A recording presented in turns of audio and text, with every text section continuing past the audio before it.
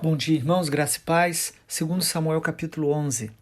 Decorrido um ano no tempo em que os reis costumam sair para a guerra, Davi enviou Joabe, seus oficiais e todo Israel.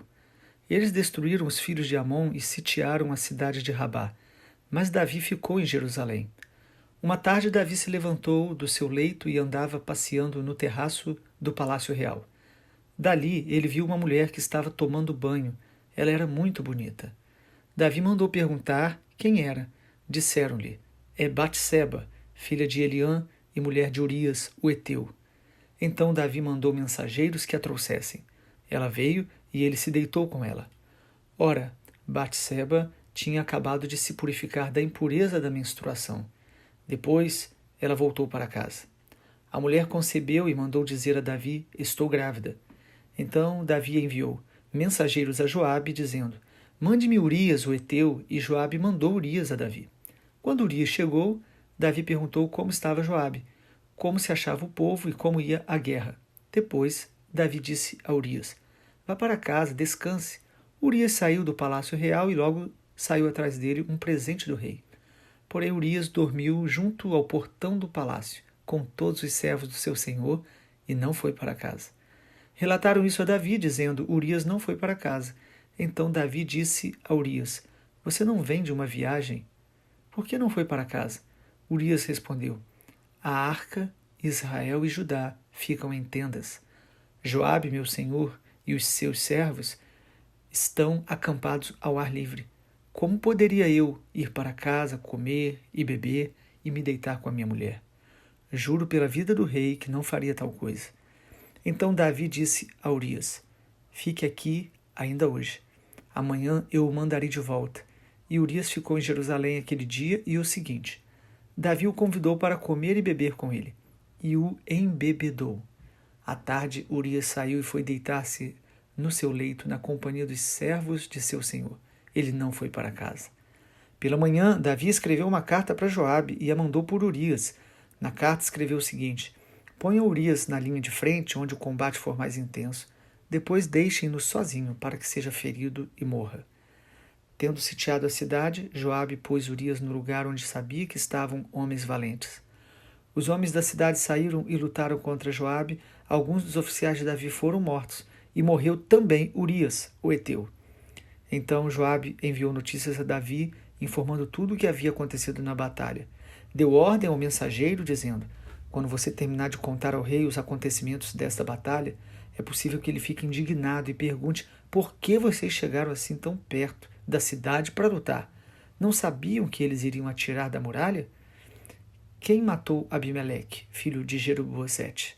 Não foi uma mulher que do alto da muralha lançou sobre ele uma pedra de moinho e o matou em Tebes? Por que vocês chegaram tão perto da muralha? Então você dirá: também morreu o seu servo Urias, o heteu. O mensageiro partiu e, chegando, contou a Davi tudo o que Joabe lhe havia mandado dizer. O mensageiro disse a Davi: na verdade, aqueles homens eram mais fortes do que nós e saíram para lutar contra nós em campo aberto, mas nós fomos contra eles até a entrada do portão. Então os flecheiros do alto da muralha atiraram contra os servos do rei e alguns deles foram mortos. Também morreu o seu servo Urias, o heteu. Davi respondeu ao mensageiro: diga a Joabe que não encare isso como um mal, porque a espada devora tanto este como aquele, que ele intensifique o seu ataque à cidade até conquistá-la. Quanto a você, encoraje Joabe. Quando a mulher de Urias soube que o seu marido era morto, ela chorou por ele. Passado o luto, Davi mandou buscá-la e a trouxe para o palácio. Ela se tornou sua mulher e lhe deu um filho.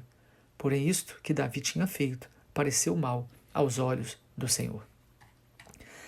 Chegamos em 2 Samuel capítulo 11 e como esse capítulo traz tristeza ao nosso coração. Até o capítulo 10, nós vimos um Davi obediente, que ama a presença, a glória de Deus, que buscava ouvir o conselho de Deus antes de toda decisão. Mas de repente, no capítulo 11, por um momento, nós vemos um Davi distraído, um Davi passivo, um Davi apático, um Davi que antes o temor de Deus era tão grande no coração dele, agora ele não tem nenhum temor diante da tentação. O adultério de Davi com Batseba é realmente um dos episódios mais lamentáveis na Bíblia de um homem de Deus que é chamado segundo o coração de Deus, mas que comete um erro terrível, com consequências terríveis, e que a Bíblia, quando ela narra os erros dos homens de Deus, não é apenas para nossa informação, e muito menos para condenarmos, julgarmos no coração, mas a palavra de Deus está nos alertando, está nos exortando.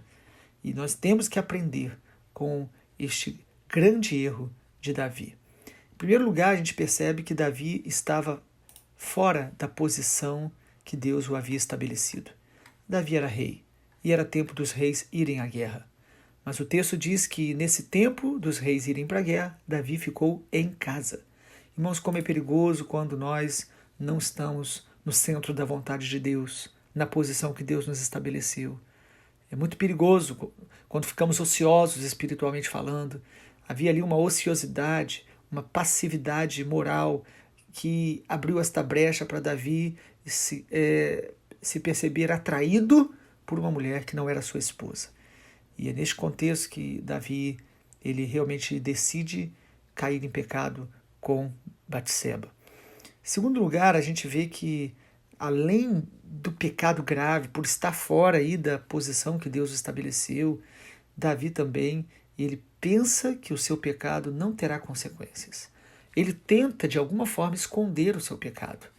Quando ele recebe a notícia que esta mulher estava grávida, ele chama o marido dela, que estava lá na frente da batalha, e manda trazê-lo para tentar induzi-lo a ter relações com a sua esposa e, de alguma forma, esconder que aquele filho era de Davi.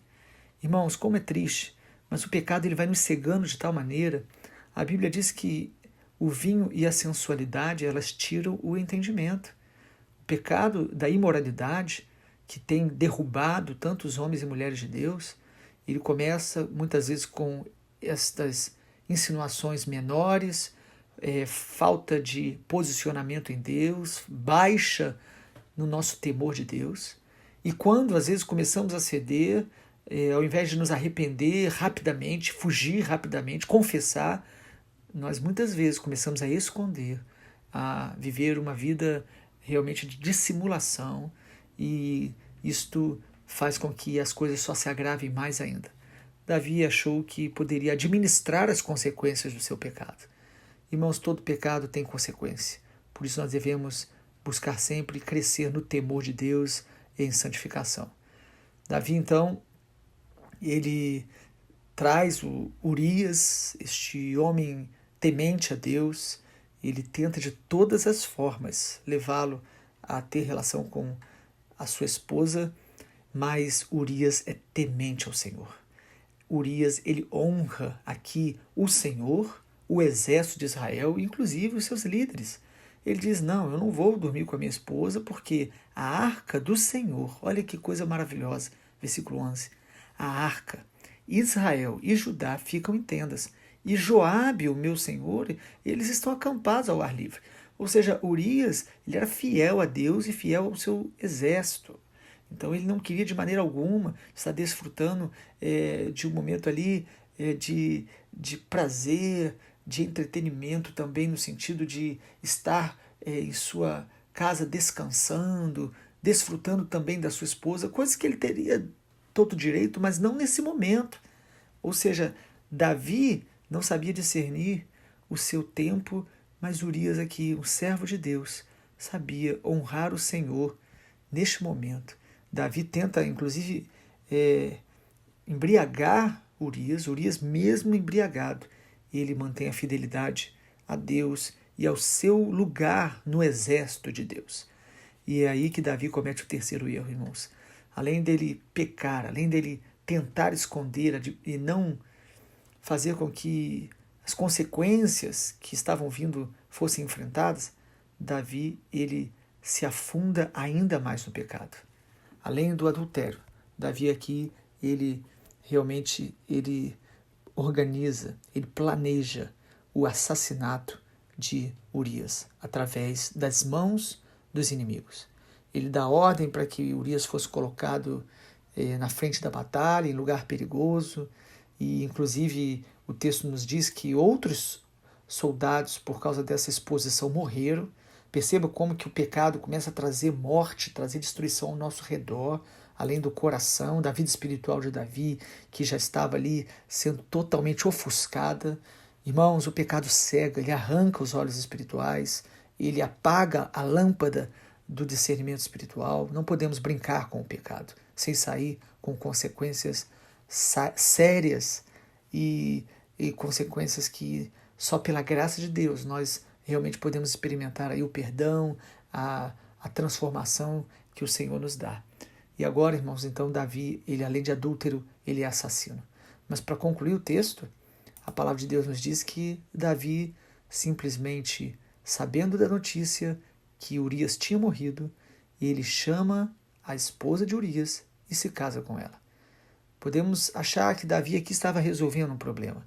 Muitas pessoas tentam resolver problemas espirituais assim, na sua própria maneira, sem confissão, sem tratar, sem se expor realmente ao tratamento adequado. Davi casa com uma mulher após matar o seu marido, como se nada houvesse feito. O texto termina dizendo que o que Davi fez pareceu mal aos olhos do Senhor. Nenhum de nós, irmãos, deve brincar com o pecado. Nenhum de nós está livre das consequências do pecado quando a gente cede a ele.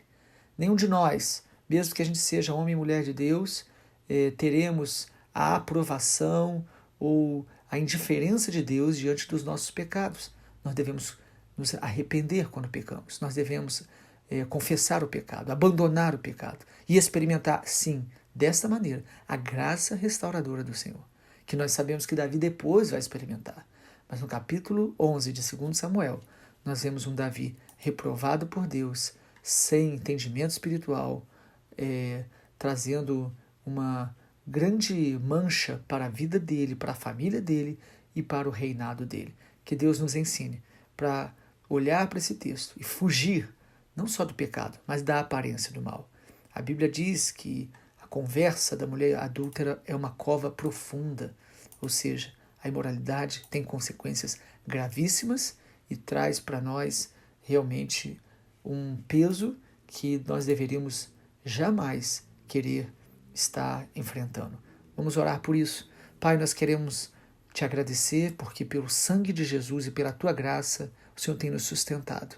Nós oramos para que esta palavra aumente em nós o temor, a vigilância, a prudência, a sabedoria.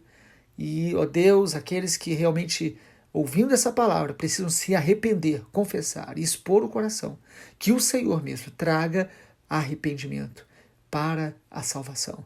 A tua palavra diz que a bondade do Senhor nos conduz ao arrependimento, que a graça do Senhor nos livre do pecado.